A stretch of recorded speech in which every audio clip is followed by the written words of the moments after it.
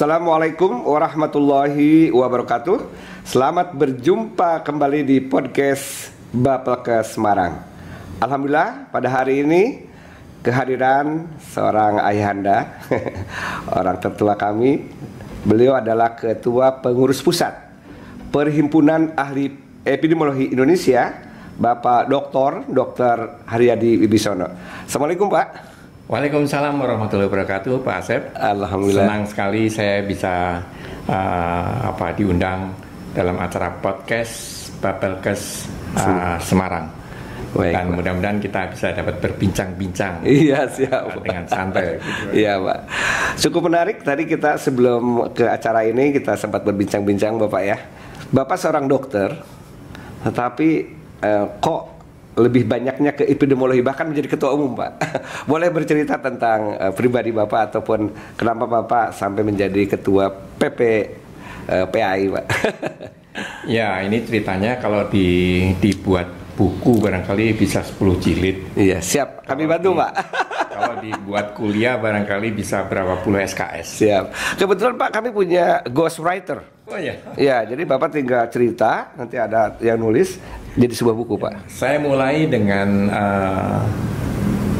pada waktu di Fakultas Kedokteran. Iya. Saya adalah alumni dari Fakultas Kedokteran Universitas Diponegoro. Pas deket dong ini. Saya masuk di tahun 69. 69. Sudah. Makanya dulu di sekarang kita punya ikatan alumni yang kita sebut T469. Oh, T469. T4 apa, Pak? T4 itu dulu zaman kami itu mapramnya. Oh, mapram. Mapramnya sebutannya toltil. Oh, toltil. Jadi T4 tol til tahun 69. 69. Jadi, saya baru lahir 3 tahun, Pak. Jadi kenapa kita ngambil yang masuk? Karena perjalanan hidup seseorang itu macam-macam. Jadi 69 itu masuk, ada yang bisa lulus dokter, tapi ada yang memilih jalur-jalur lain. Oh, begitu ya. Begitu. Jadi tidak semua jadi dokter semua itu? Ya. Enggak semua jadi dokter? Enggak semua jadi dokter. Baik, Pak. Kemudian saya lulus tahun 78. Ini kan masuk 69, lulus 78. Masuk 78. MA dong. Jadi masih abadi, Pak. Mahasiswa lama kan. Jadi itu 9 tahun. 9 tahun, Pak ya. 9 tahun. Nah, kalau dulu itu fokus kedokteran itu memang enggak lama itu. Ada senang ya, Pak ya. 7 tahun. 7 tahun. Ya? Kurikulumnya 7 tahun. Kurikulum 7 tahun, Pak ya. Senang jadi mahasiswa jadi lama. Nah, dulu sebagai mahasiswa masih sering kegiatan ekstrakurikulernya. Hobi kita punya kepekerjaan sampingan sebagai merangkai janur. Jadi kalau ada orang punya gawe itu kami yang termasuk fakultas kalau sedang punya gawe memakai tenaga kita. Grupnya sekarang banyak orang sukses. Namanya grup Vermes. Vermes, artinya apa, Pak? Vermes itu cacing. Oh, cacing. Oh iya, Pak. Vermes cacing. Kenapa Vermes? Karena semuanya kita berlima itu kurus-kurus semua. Oh, seperti ini anak IT ini kurus-kurus. Tapi setelah lulus saya zaman itu impres, melapor ke Kementerian Kesehatan. Penempatan saya minta ditempatkan di luar Jawa. Oh, bahkan minta, Pak ya? Jadi orang lain pada minta ke Jawa, saya minta keluar Jawa. Keluar Jawa. Dan saya penempatan pertama di mana, Pak? Pertama di Maluku. Oh, Maluku. Tepatnya daerah mana, Pak? Di Ambon. Ambon. Oh, Ambon ya. Di Ambon, dan saya ditempatkan di puskesmas di ujung pulau. Kalau yang pernah ke kota Ambon, begitu pesawat mendarat, mau mendarat di sebelah kanan itu ada ujung, ada mercusuar. Nah, di puskesmas itu. Iya. Nama puskesmasnya masih ingat, Pak? Puskesmas Latu Halat. Latu Halat. Kecamatan Nusaniwe. Oh, dengan Batu Merah itu jauh, Pak? Jauh, Batu Merah itu di kota. Kota, oh iya. Ambon tapi juga berbatasan dengan. Ya, kalau rumah saya itu 17 kilo dari kota. Oh, gitu ya. Naik sepeda motor Suzuki abu-abu. Ya kan? Nah, ini ceritanya pertanyaan dari Pak Asep tadi mulai di situ. Pada waktu saya di puskesmas, langsung nomor 1 membuka peta wilayah kita di mana. Oh, iya. Nah, ada satu wilayah yang ternyata jauh sekali dari puskesmas dan harus melewati tebing karang. Jelas orang epic tuh mulai di peta juga tuh. Kepala puskesmasnya mengatakan, seorang perawat, pejabat kepala, Pak kita belum pernah ke sana. Oke, kalau kita ke sana besok. Jalan kaki itu, Pak. Bahkan Bapak yang baru datang udah minta ke tempat yang belum di itu ya, datangin ke Puskesmas ya. Terus kita kira-kira jalan kaki 2 jam lebih. Sampai di sana kita bikin acara pengobatan massal dan sebagainya. Bapak rajanya, kepala kampungnya, Bapak dokter pertama yang datang ke kampung kita. Wah, jadilah orang yang pertama dimanapun juga. Sehingga beliau menyediakan makan patita. Makan patita itu makan ikan bakar macam-macam menyambut kedatangan saya. Makan patita. Itu mulai terpikir, wah ini pekerjaan ini ternyata menarik sekali. Yang kedua terjadi wabah kolera zaman itu. Dan jadi Bapak penempatan tahun 1979 ya? 79. Nah, nggak lama penempatan wabah kolera. Berapa bulan dari Bapak penempatan pertama? Ya mungkin kira-kira setengah tahun lah. Oh, setengah tahun ya. Sudah ditantang ya Pak ya? Lalu tim dari provinsi datang. Tim provinsi datang mengajak investigasi.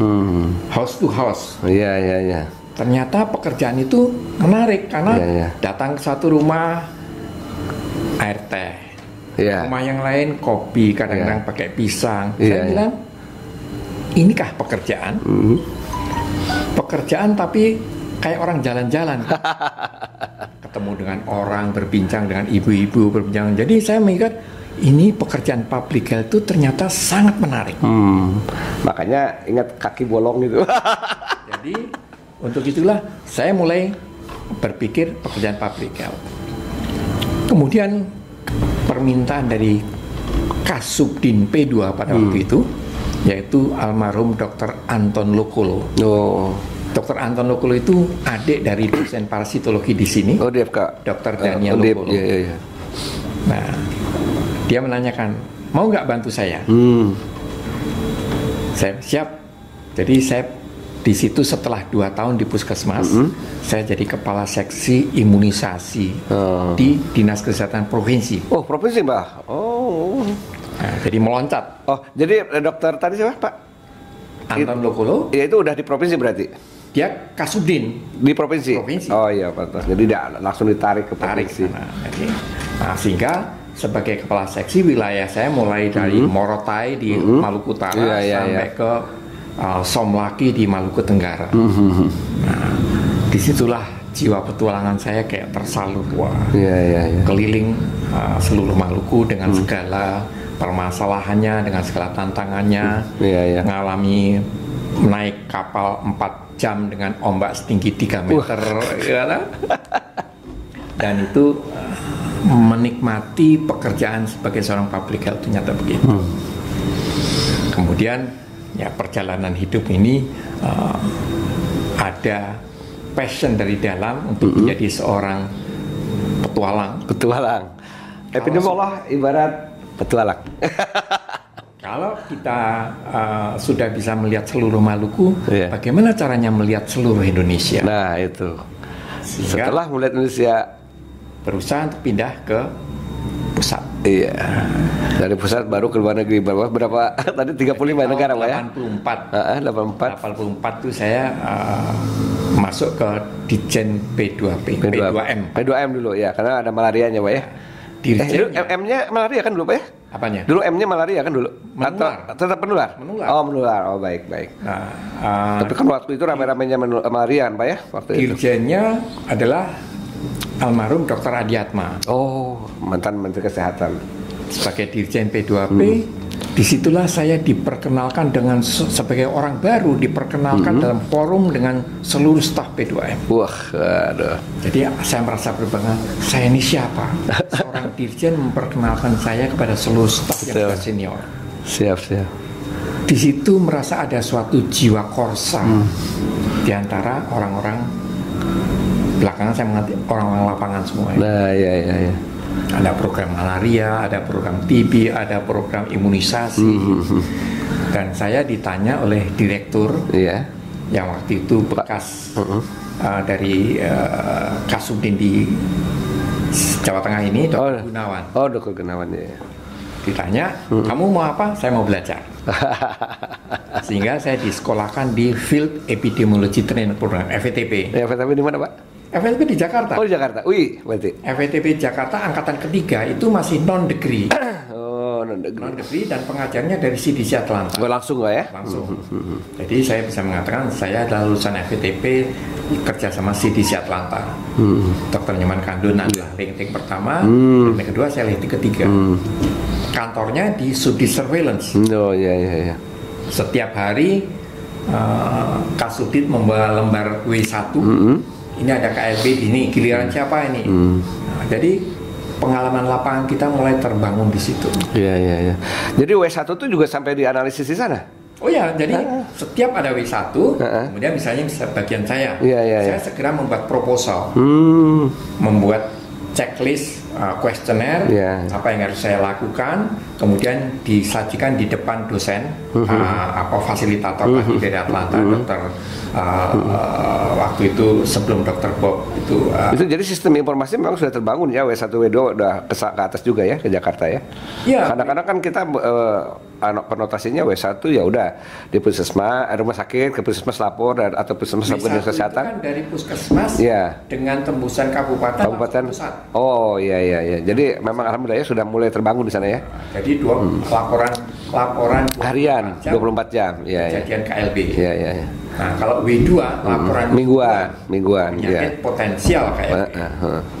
Jadi kemudian kita pergi ke lapangan, bentuk tim berdua atau bertiga, pulang dari sana kita langsung bikin analisisnya, kita sajikan. Iya. Itu terus begitu. Yang terkesan Bapak analisis epidemiologi di mana tuh Pak yang bagus itu? Terlalu banyak kesan yang saya dapat. Karena saya hampir mendatangi di banyak tempat daerah sulit. Oh gitu. Misalnya, contohnya saya pergi ke Kabupaten Maluku Utara pada waktu itu, ke Pulau Tidore. Tidore Pak ya? Tidore itu kesan yang saya dapat adalah pulang dari Tidore untuk nyebrang ke Ternate. Itu 2 jam naik kapal. Iya. Ombak besar, sehingga pada salah satu titik itu pemilik kapal mengatakan kanan. Begitu perahu belok kanan ada lock atau kayu besar yang melewati di samping kita. Waduh. Kalau itu tidak segera maka kapal kita kena. Tapi alhamdulillah. Iya. Itu penyakit apa Pak yang Bapak teliti dari itu? Cikungunya. Oh cikungunya, ya cikungunya. Nah, waktu itu dikira diberi nama demam Rinjani karena kejadian itu setiap kapal Rinjani sandar terjadi. Mulai dari Gorontalo, Manado, Ternate, turun ke Suasiun sampai turun ke Ambon. Setiap daerah terjadi.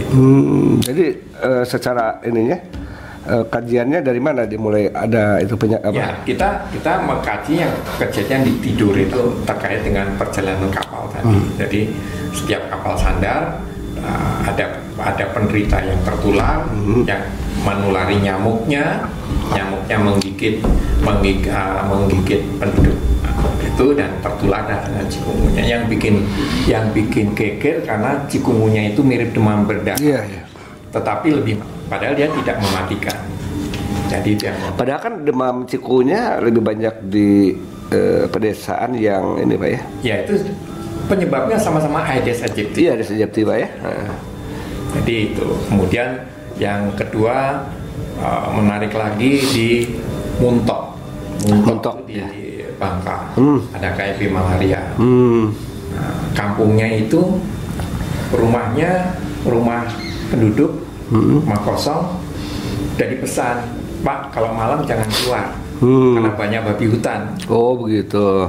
Jadi kalau kita mau buang air ya tikarnya aja dibuka, ternyata di bawahnya udah ada. Lantai papannya itu ada celahnya. Jadi kita kencing dari atas. Ada lagi pengalaman yang berharga sekali. Mendapat pengalaman melihat difteri kulit. Itu di Danau Panggang. Danau Panggang di kecamatan itu Hulu Sungai Utara. Di Babirik namanya. Apa bedanya difteri kulit dengan difteri umum Pak? Kalau difteri umum kan di tenggorokan. Nah ini di kulit. Oh di kulit. Oh ada juga ya istilah itu ya. Itu diperiksa Tapi tetap hapus tenggorokan tapi hapus sama. Tenggorokan juga. Tetap ya. Hapus tenggorokan diambil juga, lalu kita hapus juga kulit ya. Iya. Ketemunya. Iya. Nah, yang menarik itu kasusnya berada di tengah danau. Di mana danau itu tertutup dengan enceng gondok. Walah. Jadi untuk menuju ke sana itu harus dipotong dulu enceng gondoknya, baru dibuka. Perahunya maju, enceng gondoknya nutup lagi. Buka lagi, maju lagi gitu ya. Maju lagi terus. Iya. Jadi itu. Seperti ada pemecah es kalau di daerah itu ya. Ada foto-foto saya sebagai. Oh iya. Kalau bisa nanti Bapak kasih foto kami ya supaya kita insert tuh. Saya punya ada suatu seri yang saya beri judul Perjalanan Hidup Anak Manusia. Waduh. Ada 3 seri. Oh, ada 3 seri, Pak ya. Baik. Jadi dari pengalaman itu kita bisa mendapatkan gambaran bahwa di lapangan faktor risiko itu memang menjadi penting sekali untuk dideteksi awal mungkin. Yeah. Karena kita lebih sering barangkali berurusan dengan hilir. Orang sudah sakit. Iya, udah sakit baru kita ribut, berobat. Orang dirawat. Lama, biaya mati. Wah, biaya mahal. Iya. Selama dirawat menghabiskan berapa juta biaya. Betul. Kematian itu merupakan kasus katastrofik buat keluarga. Iya. Jadi memang deklarasi Alma Ata itu menjadi penting sekali. Primary healthcare, the first prevention. Iya. Deklarasi Alma Ata yang Bapak ikuti tahun berapa, Pak? Oh, saya bukan mengikuti, tapi itu dipakai sebagai rujukan. Iya. Tapi Bapak kan ke WHO juga pernah ikut. Ya, itu disepakati oleh negara-negara WHO bahwa itu sebagai rumusan pertama mengenai primary healthcare. Primary healthcare ya, Di mana pesan pentingnya adalah preventif itu lebih penting daripada kuratif. Betul. Ada 5 level prevention. Iya. Bisa disebutkan Pak, biar pengalaman untuk mahasiswa juga nih. Kalau kita bicara preventif itu adalah mencegah. Iya, mencegah. Ya kan? Kemudian bagaimana mendeteksi, kemudian ada mengurangi limitasinya, kemudian kuratif dan kita mencegah kecacatan. Iya. Ada istilah-istilahnya. Iya. Jadi 5 level prevention ini sangat penting dan orang EPID itu harus mengetahui itu. Sehingga konon kabarnya orang EPID itu di luar negeri lebih mahal ya gajinya Pak ya. Saya melihatnya bahwa orang EPID itu hanya beberapa orang yang tahan. Oh gitu malah ya, tahan menghadapi tantangan. Bahwa tantangan itu bisa dihargai dengan bentuk imbalan ya, saya kira tergantung kemampuan masing-masing. Tapi saya memang merasa bahwa backbone dari public health adalah epidemiologi. Karena di epidemiologi itu kita belajar mempelajari faktor risiko. Faktor risiko ya. Jadi ilmu risk assessment. Risk assessment ya. Risk assessment yaitu menilai adanya faktor risiko. Iya. Sehingga kalau kita bisa melihat faktor risiko sebagai contoh di rumah tangga. Iya. Punya kompor gas. Ya kan? Kalau kompor gas itu selangnya tidak baik, bocor kan? Betul.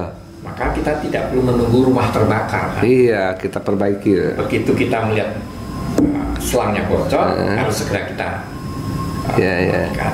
Kita harus selalu rutin ngecek selang.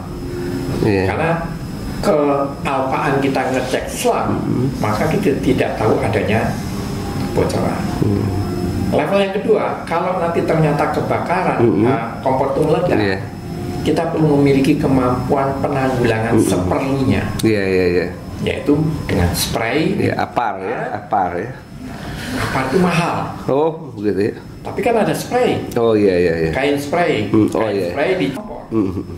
Murah sekali kan? Iya betul. Tapi mematikan itu. Itu kalau sekarang kemarin ada itu pakai karung goni gitu Pak ya. Karung goni. Ya, saya melihat yang lebih ada di sekitar kita. Karung goni sekarang belum tentu setiap rumah punya kan? Punya. Tapi kalau handuk punya. Iya. Spray punya. Iya. Jadi spray, handuk, rendam air. Karena beli berasnya sekarang udah 5 kiloan. Ya. 20 kilo ini bukan karung goni ya. Kalau dulu karung Kenapa goni. itu penting? Iya, iya. Keterlambatan kita menutupkan tadi Iya, iya. terbakar rumah. Betul, betul. Keterlambatan kita mendeteksi kebakaran rumah, 1 RT terbakar. Iya. Berapa kerugian Yaitu ya? Kalau kita membiarkan menunggu pemadam kebakaran, Betul. itu waktu lebih lambat lagi kan. Siap. Sehingga itulah pentingnya early detection and rapid response. Early detection and rapid response ya. Jadi rapid response jangan berpikir yang mahal. Apa yang ada di sekitar kita itu yang kita gunakan. Betul. Tapi prinsip early detection ini komponen pertama dan rapid detection. Rapid action. Baik. Itulah yang sehingga untuk bisa melakukan rapid atau early detection kita harus tahu faktor risiko tadi. Betul. Kondisi apa yang berubah, cuaca seperti ini, kemungkinan orang sakit pilek lebih banyak, adanya kerumunan, Betul. itu menyebabkan kemungkinan tertularnya lebih banyak. Kita belajar dari COVID. Iya. Nah, saya berbicara tentang COVID Pak, kita ini kan orang EPID kelihatan muncul sekali waktu COVID Pak. Dan alhamdulillah COVID sudah berakhir. Sebetulnya fungsi dan peran surveillance atau epidemiolog Pak, yang paling penting apa? Kemudian puskesmas, dinas kesehatan atau provinsi. Itu menurut Bapak bagaimana tahapan yang harus dilakukan sebagai seorang petugas itu? Bentuk aplikasi dari ilmu epidemiologi itu adalah surveillance. Surveillance ya. Definisi dari surveillance yang ada di buku-buku saya kurang sepenuhnya menyetujui. Itu kan ilmu Pak, boleh berpendapat lain. Definisi di situ suatu kegiatan pengumpulan data, pengolahan data secara sistematik dan teratur. Iya. Dalam untuk dilakukan analisis dalam rangka melakukan tindakan dan memberikan kepada pihak yang dapat melakukan tindakan. Iya. Akibatnya kata analisis itu sering terlupakan. Itu yang penting. Saya berpendapat surveillance adalah analisis. Analisis. Surveillance is analysis. Jadi kalau saya menguji mahasiswa, surveillance apa? Satu kata. Kalau dia jawab analis langsung lulus dia. Jawabannya tadi ya. Surveillance is analysis gitu ya. Surveillance itu apa? Definisinya satu kata. Iya. Mengumpulkan data. Mengolah data. Lewat. Analisis lulus. Iya. Karena analisis itu yang akan memberikan gambaran masalah sebenarnya untuk bisa ambil tindakan. Iya. Seperti halnya definisi itu Pak ya, informasi ya, sekumpulan data berdasarkan fakta untuk pengambilan keputusan. Nah ini epidemiologi atau surveillance lebih cenderung ke analisisnya lebih mendalam gitu Pak ya. Begitu. Iya betul. Sehingga analisis tadi tergantung di level mana itu dilakukan. Tadi pertanyaan Pak Asep, di level mana kan? Di puskesmas.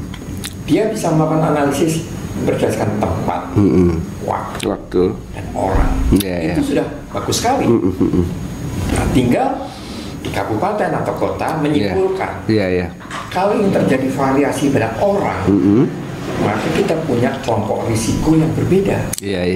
Kalau kita punya variasi tempat, maka kita punya distribusi tempat, kita punya peta ya.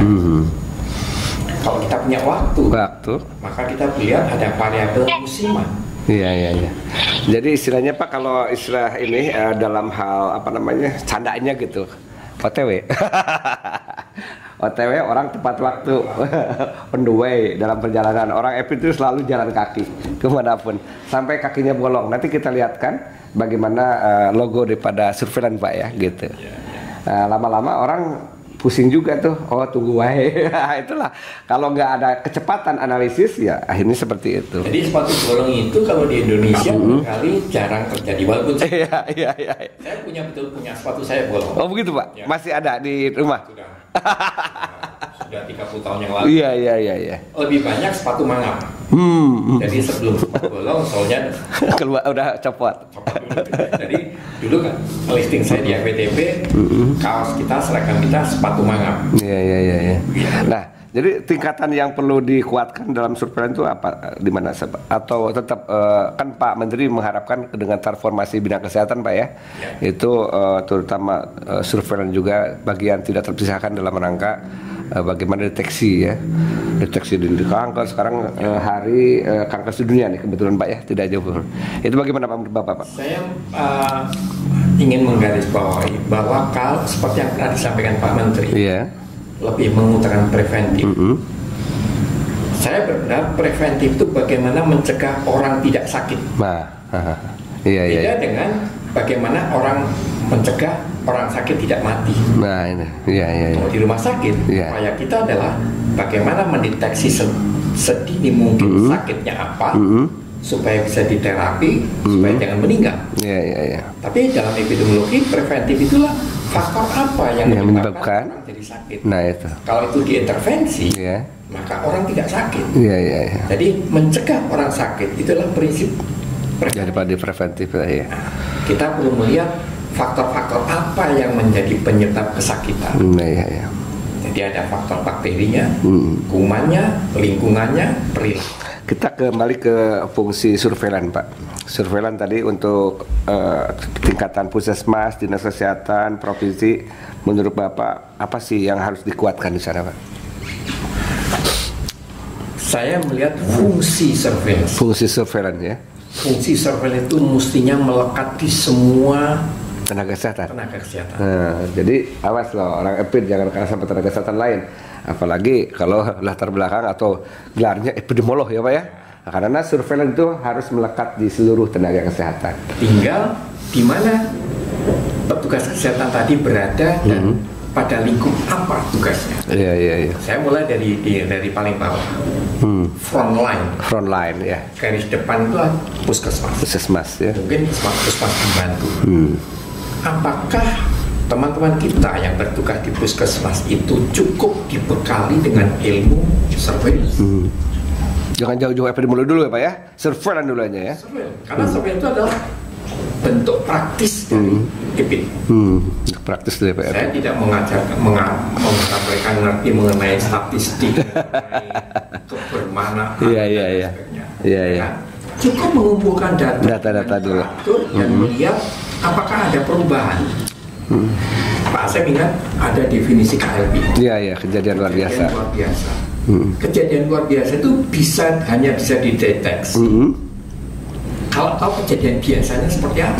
Biasanya kemudian apakah ada perubahan, perbedaan data meningkat, tren ya gitu ya. Jadi kalau orang di Jakarta biasanya macet.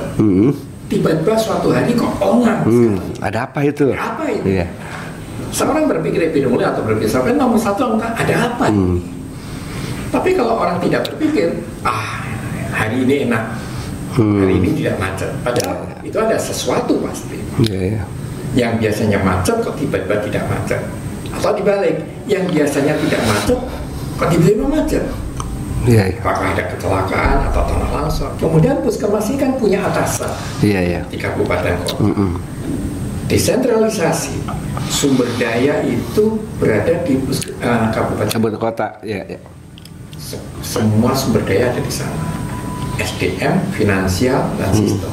Maka penguatan sistem surveillance di kabupaten kota itu menjadi tulang punggung dari public health.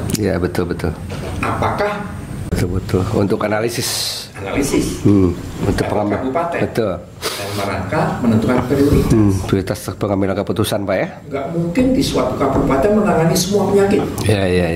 Kita selalu berusaha dengan limited resources, keterbatasan, unlimited problem.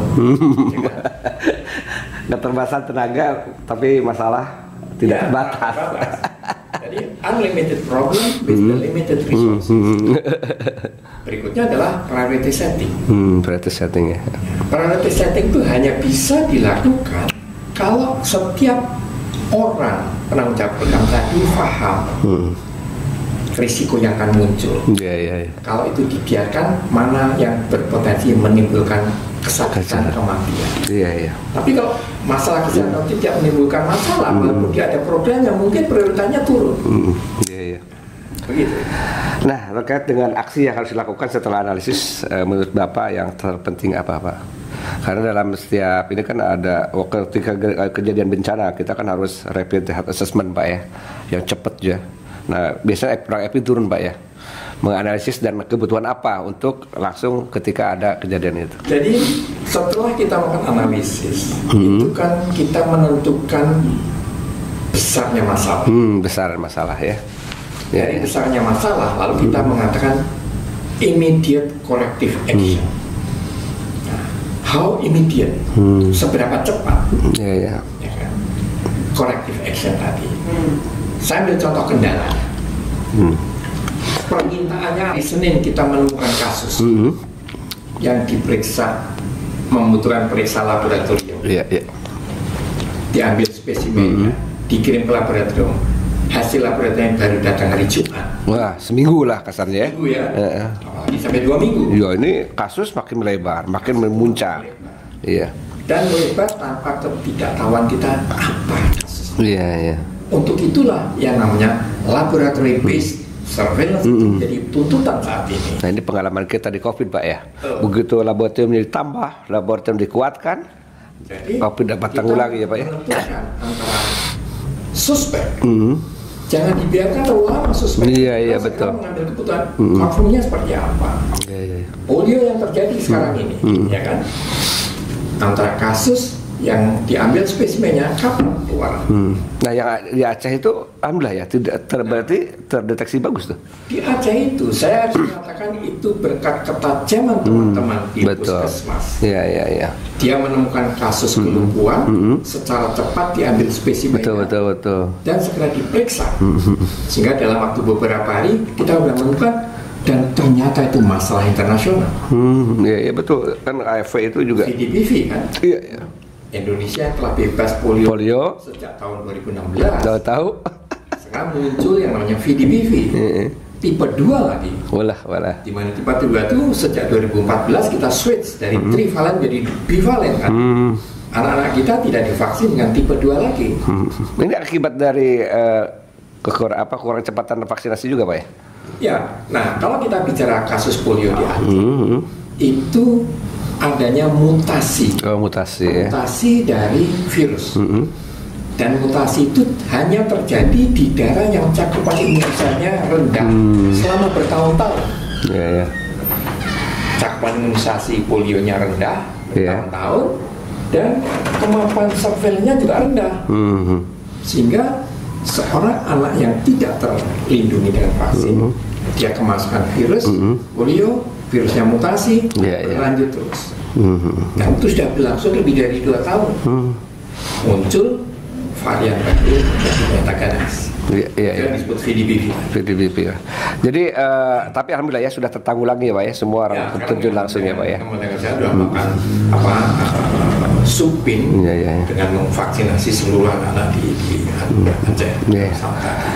Pak, waktu juga yang membatasi kita, Pak, mungkin Bapak bisa menyampaikan close statement terkait dengan apa sih harapan dari pimpinan atau pengurus pusat ya dari PAI ini untuk teman-teman kita tadi dari berbagai tingkatan tadi itu, Puskesmas, Dinas Kesehatan, Provinsi, bahkan mungkin rumah sakit kan, Pak, rumah sakit pun harusnya ada orang EVIN kan? Betul. Iya. Jadi kalau kita menerjemahkan pengertian preventif lebih baik dibandingkan kuratif, lebih murah dibandingkan kuratif, maka kita harus konsisten deteksi dini. Ya. IHR mengamanatkan early detection and rapid response.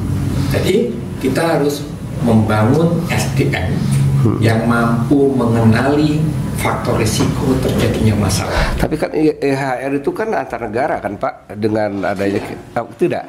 IHR itu mengamanatkan setiap negara harus memiliki core capacity, 8 core capacity. 3 diantaranya yang paling penting surveillance, preparedness, dan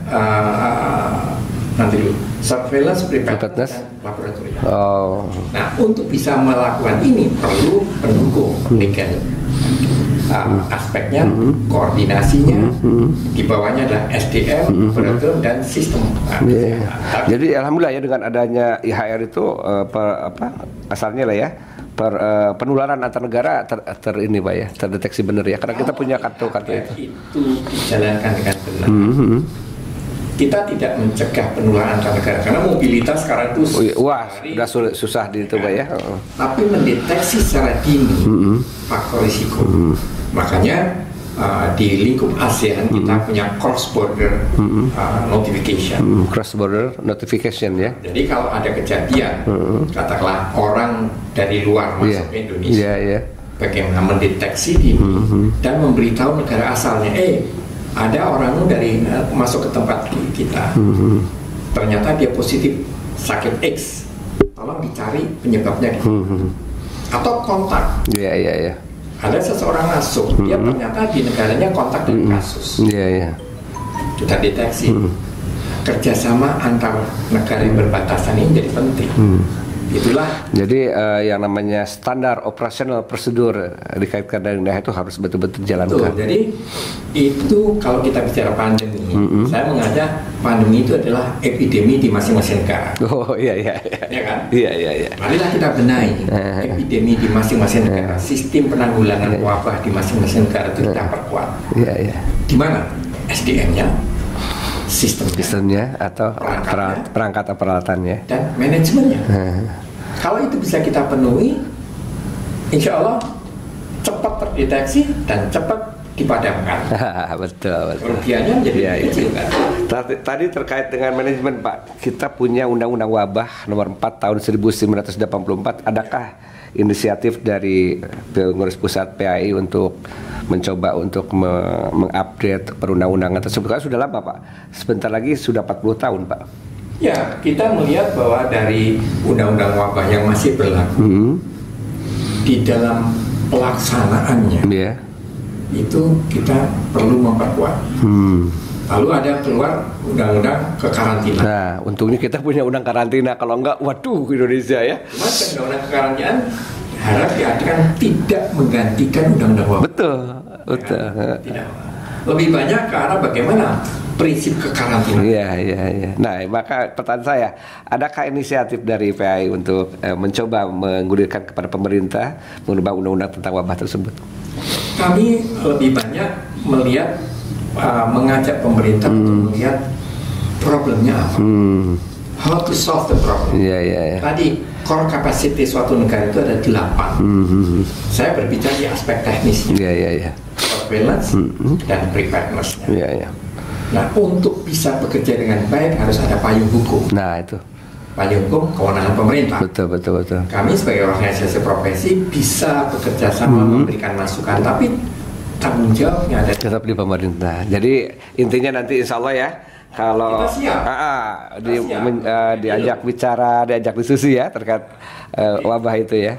Kalau suatu masalah kesehatan tidak terdeteksi, pakai bahasa awam ya. Iya betul. Berapa banyak kerugian? Betul. Kita ambil COVID ya. COVID itu tidak segera terlaksana. Pengalaman tahun lalu, rumah sakit penuh, kuburan penuh, kamar mayat penuh, kerugian ekonominya berapa juta. Iya betul. Itulah pentingnya ideologi. Pembatasan pergerakan itu menjadi penting. Betul. Itu kan sekarang ini kan Pak Presiden sudah mencabut. Hati-hati. War is not over. Orang menganggap COVID sudah selesai. Belum selesai, ini perang masih berjalan, hanya perangnya tidak sehebat kemarin. Orang lupa tidak mau pakai masker. Iya. Balai pertemuan masih penuh. Iya. Ya kan? Acara-acara di restoran penuh. Saya tidak keberatan, tapi ini tanggung jawab kita semua. Pribadi kalau bisa juga ikut bertanggung jawab ya. Pemilik dunia usaha yang sudah diberi kesempatan untuk membuka dunia usahanya. Dia bertanggung jawab memastikan pengunjungnya tidak kontak secara Iya. Jadi harus membatasi juga. Pakai masker, pakai cuci tangan. Kenapa? Kalau restoran tadi atau tempat tadi menjadi sumber penularan, kan akan ditutup. Betul. Karyawannya kan terpaksa nganggur. Iya betul. Jadi pengusaha itu bertanggung jawab. Iya.